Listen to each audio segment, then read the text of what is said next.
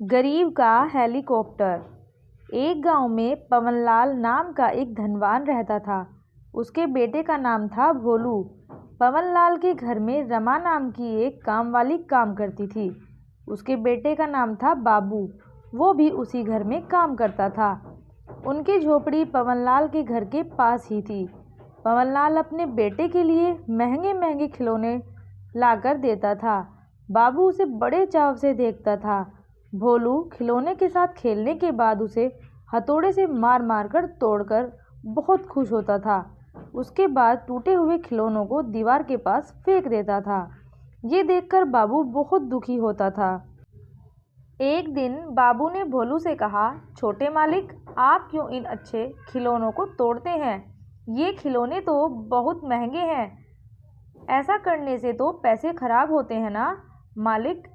ऐसा करना गलत है छोटे मालिक।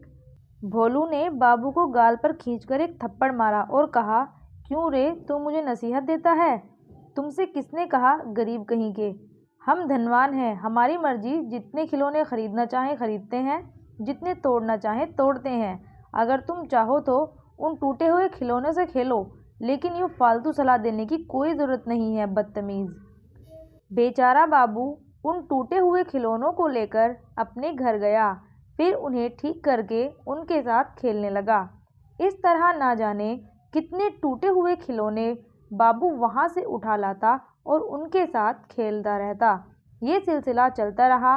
एक दिन स्कूल में टीचर ने बच्चों से कहा, बच्चों, अगले महीने अपने गांव में टॉय एग्जीबिशन होने वाला है। उसमें केवल उड़ने वाले खिलौने ही भाग ले सकते हैं। अगर आप में से कोई भाग लेना चाहता है तो आकर अपना नाम लिखवा दें। तब भोलू ने अपना नाम लिखवाया। तब हेमंत नाम का एक अमीर लड़का, क्यों भाई भोलू, तुझे तो सिर्फ खिलौने तोड़ना आता है, तू इस प्रतियोगिता में कहाँ से भाग ले रहा है? मैं सिंगापुर से टॉय एरोप्लेन मंगवा रहा हूँ। मैं इसके साथ प्रतियोगिता में भाग लूँगा। देखना, इनाम मुझे ही मिलेगा। तब घर आकर भोलू ने इस प्रतियोगिता के बारे में अपने पिताजी को बताया। पिताजी ने कहा, तुम चिंता ना करो बेटा, मैं दुबई से तुम्हारे लिए एक हेलीकॉप्टर मंगवाऊंगा। वो पेट्रोल से उड़ता है।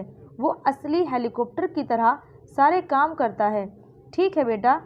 एक दिन डिलीवरी बॉय आया और पवनलाल के घर के बाहर पार्सल रख कर चला गया। तभी वहाँ हेमंत आया और पार्सल उठाकर भाग गया। ये देखकर बाबू ने तुरंत भोलू को बताया। भोला बोला, मुझे इस प्रतियोगिता में भाग लेने से रोकने के लिए ही हेमंत ने ऐसा किया होगा। वो अब तक तो उसे तोड़ भी चुका होगा। प्रतियोगिता आज ही है।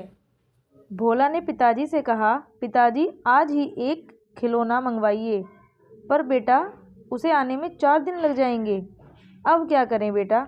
अब तुम इस प्रतियोगिता में भाग नहीं ले सकते और कोई रास्ता नहीं है। बाबू बोला, मालिक, छोटे मालिक ने एक हेलीकॉप्टर को तोड़ा था, मुझे याद है। अगर आपको ऐतराज़ ना हो तो मैं उस खिलौने को ठीक कर दूंगा। उसे लेकर छोटे मालिक मुकाबले में भाग ले सकते हैं। ये बात सुनकर दोनों बाप बेटे दोनों मान गए। सब खिलौने के ढेर के पास पहुँचे। वहाँ बाबू ने खिलौना ढूंढा और एक पुराना हेलीकॉप्टर मिला। वो उसे ठीक करने लगा। सब उसे उतावले होकर देखने लगे।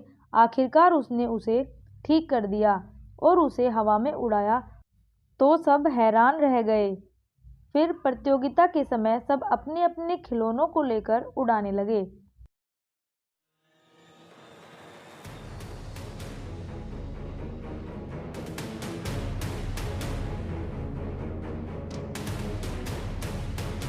सब अपने अपने खिलौनों को लेकर उड़ाने लगे। सबके खिलौने पेड़ों से टकराकर नीचे गिर गए, पर भोलू का हेलीकॉप्टर आराम से जमीन पर उतरा। यूँ पहला इनाम उसे ही मिला।